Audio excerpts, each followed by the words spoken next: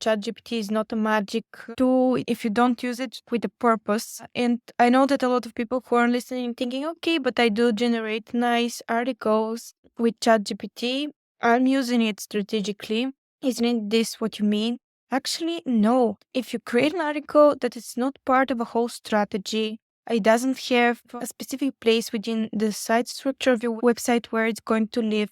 If you don't spend a little bit of time after the generation of the article to include the right links with the right anchor text and just have an idea what ChatGPT is going to do for you beside time efficiency, you're going to have some results, but they're going to be temporary. And you don't know what the next update will bring, especially with the latest update, the helpful updates. And it actually evaluates your content for its uniqueness and whether it's been extraordinary. So it's not just about summarizing what's already on the SERP, which is basically what a ChatGPT does and depends on what version you're using. But okay, you have that article, then go into it and add your own value by including a quote from an expert of your team based on your experience, include a relevant podcast episode or relevant video, or add some curated content from the web if you don't have the resources to produce anything. This is what makes the best combo and the best team. Hello, everyone. It's kind of snowy here where we are in Sofia. Thank you for joining us for another live episode. Today I'm joined by Nikki, who is a content and SEO strategist here at Hop Online. Nikki, thank you for joining me in this live episode. How are you doing? Hi here. Hi, everyone. Thank you, Terry, for having me. I'm good. I'm fine. And I'm glad that we are here to discuss the latest trends and some advice for content marketing and SEO. I think it's been a hot topic for quite some time now, and it's going to be an interesting conversation. Yeah, I'm excited to chat about that. I had a live episode with Martina, who is our SEO team lead, and it covered the more technical aspects of what companies should keep in mind. But I also wanted to have you here as well to bring your perspective. And just for our audience information, Nikki actually started as a content strategist here at Hop Online and then fully also transitioned and took over also SEO projects. So she has kind of both the creative perspective of content production as well as the more technical aspects of what companies should keep in mind. So with that in mind, yes, the topic for today is to chat about 2024, what companies can expect, some trends and tips from Nikki on what should companies keep in mind to have a successful strategy in 2024. Okay, Nikki, are you ready to be roasted with questions from my side? Of course. Awesome. Cool. Well, the first one is kind of obvious. What do you think companies should be doing in 2024 to be successful with their content and SEO strategy? I know it's kind of a general question, but I think it will be a good starting point for us. Great question, of course. Just first, I want to calm everybody down. And it was a good point that you mentioned that I had a creative background because sometimes people, based on my experience with clients, I see that people are like keeping things between SEO and content like two different things. Don't worry, I've been a copywriter, I've been there. I know the struggle between the right number of characters, but also keeping it creative, having a specific approach. Actually, SEO is not that different. It is more technical, it can be, but it's supposed to be the right kind of mix of both UX and algorithm understandings and tips and tricks. But it's supposed to not go against Google, but follow your understanding of what can be the best value out there of what you're doing currently, to show it to people, to write for people instead of for bots, to not focus on using the keyword too many times, same keyword in every heading.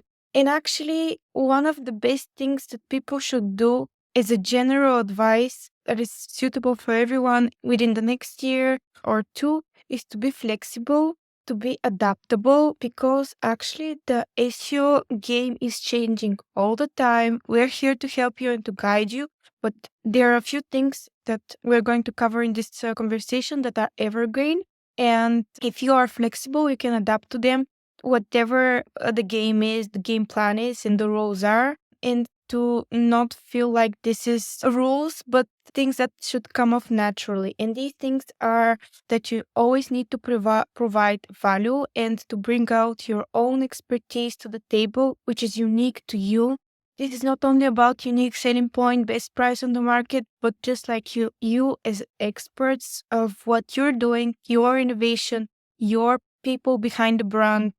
And this is what Google is trying to evaluate by something called the EAT signals: authoritativeness, expertise, trust, and experience. And this is actually not only part of the algorithm and the update that we received a few times in the year, but also in their specific team of quality guideline, real people evaluating the websites in the Google's index, just for the kind of points that I've just mentioned. But also, we should dive into looking into the whole project from more holistic approach and looking at the bigger picture rather than just pinpointing different tips, which are really granular and more detail oriented. Of course, details are very important, and this is what makes the difference.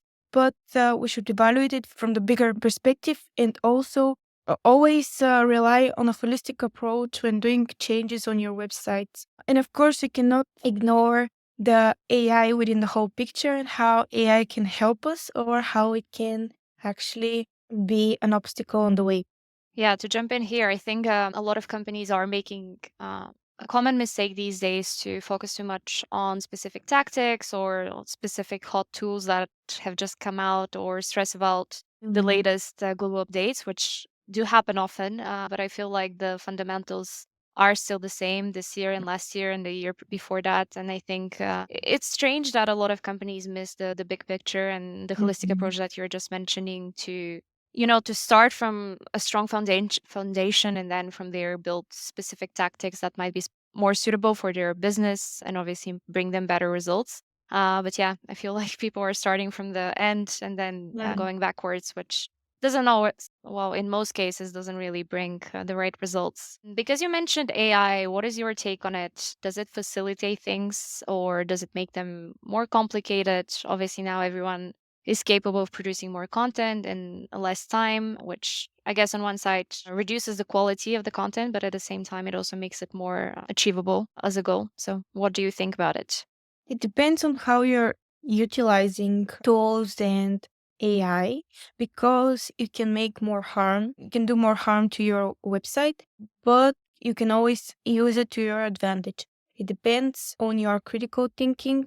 And I just want for people to remember that AI is not, well, for example, ChatGPT is not a magic tool. It's not, if you don't use it like with a purpose. And I know that a lot of people who are listening thinking, okay, but I do generate nice articles with ChatGPT. I'm using it strategically. Isn't this what you mean? Actually, no.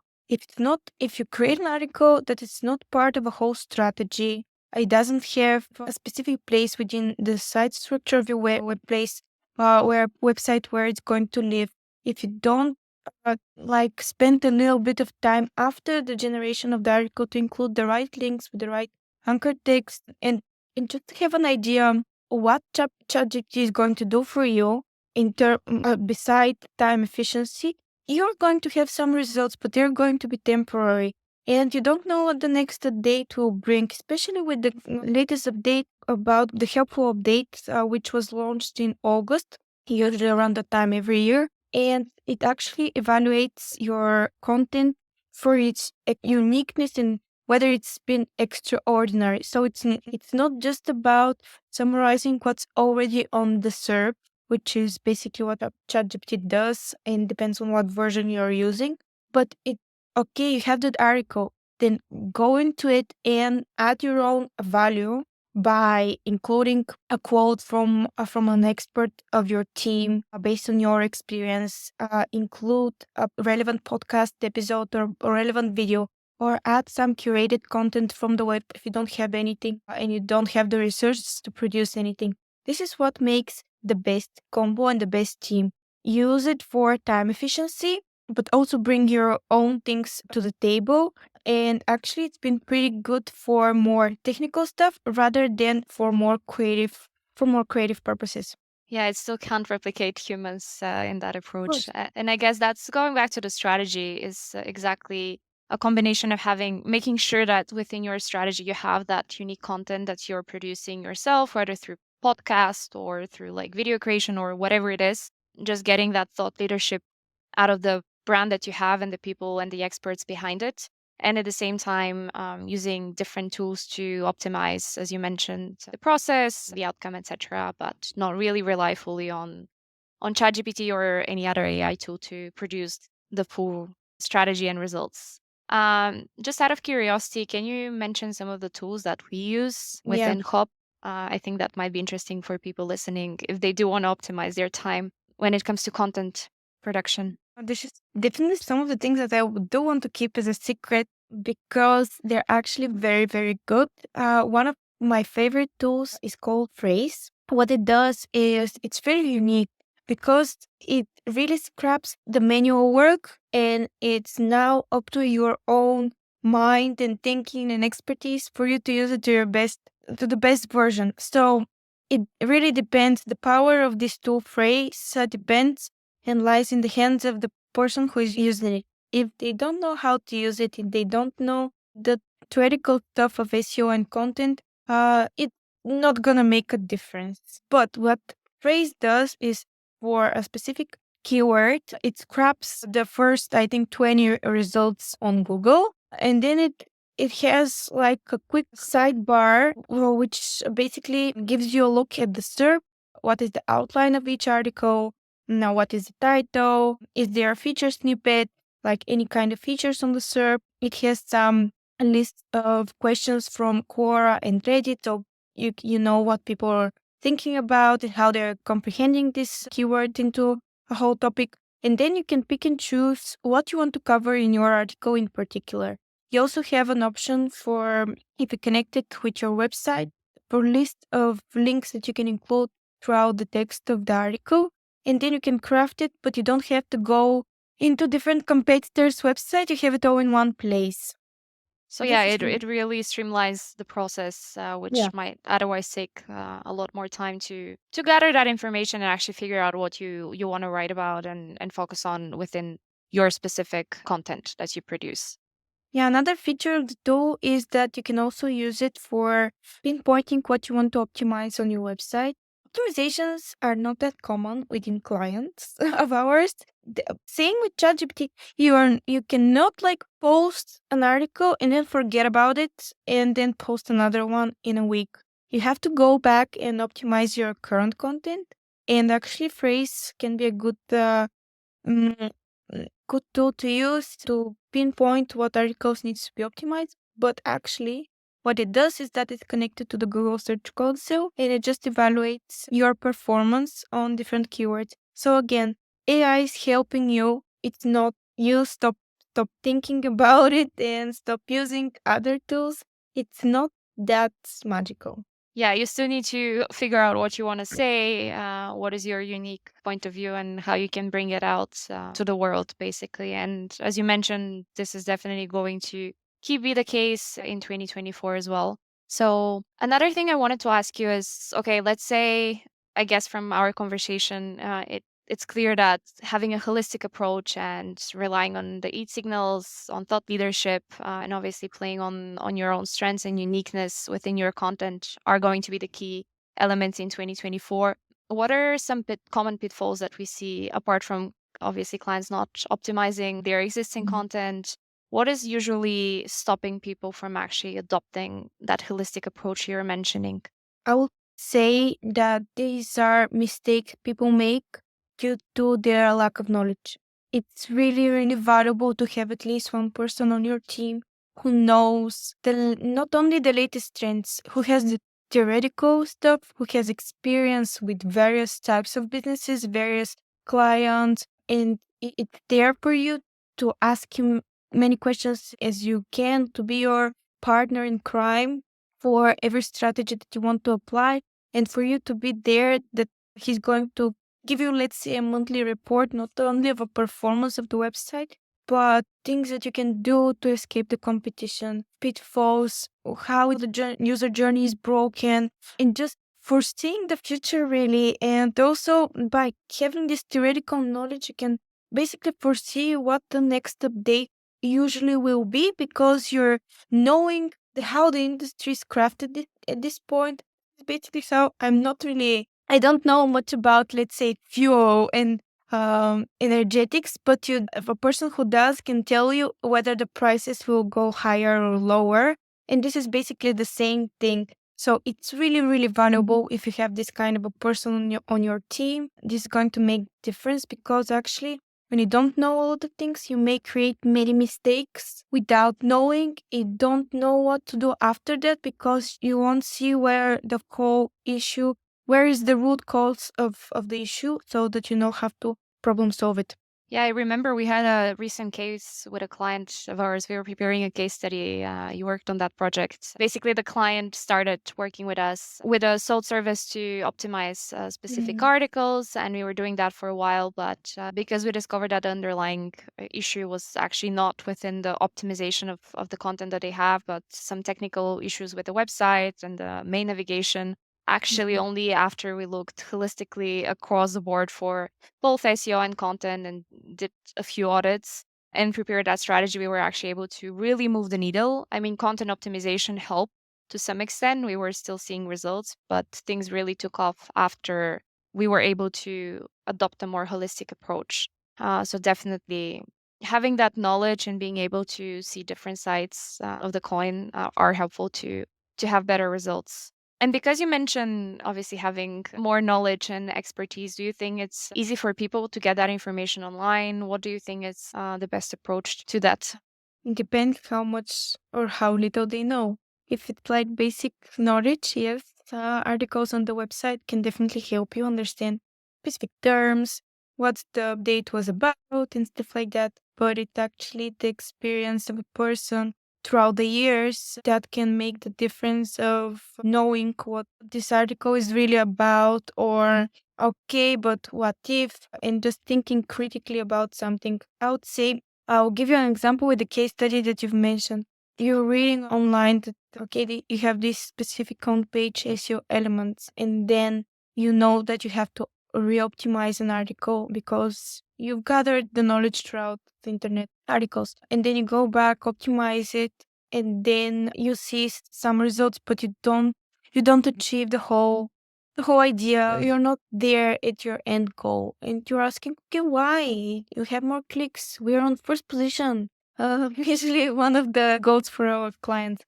Not about the first position. It's yeah, we want to be there, but okay, what then? And actually, when you don't fix the whole flow and how the website is supposed to work, you're not going to have a lot of conversions, let's say. And it's not just about knowing the basic stuff. So I would say it's better than reading things online to actually experiment and test every month. If you just try out things and after that gather findings on these experiments, have a, let's say, a second website just for that sake, and see what works, what doesn't work, this technique, whether the technique works or not, and apply that to your regular work. But I think that this is a lot of time consuming, because if you're an SEO specialist, chances are you're probably already doing it. But if you're business owner or, I don't know, project manager, you cannot work for more than, let's say, 12 hours per day. Not sustainable. So going back to have this kind of buddy that you can steal ideas from is very valuable, because you cannot be the best at everything. Yeah, that's where we usually pitch our own services because I think the other caveat is that obviously you want to test a lot of things, but it takes time, and having more projects handled by one person actually can help speed up that because you can test different things on different websites. And obviously, not everything will be applicable, and it's a case by case scenario, but at least it can give you some ideas for, let's say, low hanging fruits, maybe within the same industry or maybe within the same type of business Do you have any other thoughts on 2024? Are you excited for anything specific, content related? I know it's a bit of a vague question, but yeah, are you I'm excited excited. for it? I'm excited about a lot of things with our clients. I'm not supposed to say, but I just want to add one more thing as advice to our audience is to have the right kind of expectations. I'm not saying this to buy me more time for results. I'm not saying this because I want to escape. Believe me, I'm that kind of person that wants to see satisfaction from my work right away, and I like receiving feedback. But just like in life, for nice things, you have to wait a little bit. And content SEO, content marketing in general, it's just like that because you have to put in the work and you have to lay down the nice foundation and go back into this website and produce, optimize, analyze the user journeys, keep in mind all of the new knowledge that you have just received and put into the work, and you're going to probably see results like smaller results, but the things that you're trying to achieve are not going to happen overnight. You're going to see some of them probably in no less than 3 months, then 6 months, then a year.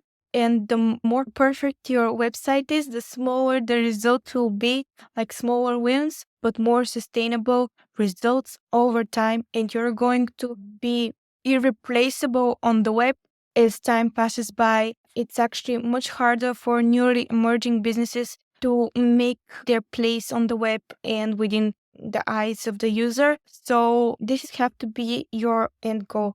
It's just like everything else. You can use the magic pill for your dream body this summer, but you know that this is not going to last for the next 10 years or 50 or so. And I definitely think that all of our clients or everyone that's listening that has a business, he's not in there for the next 2 months. And believe me, I know I've worked with investors. I know that you have to show something, and I know that you understand what I'm saying, but there just isn't an escape exit on the road. And I definitely think that you are understanding your users and their intent if you put yourself in their shoes, and you're just not going to buy something as a volunteer work for someone else's business to succeed, but you're going to buy from someone that you trust.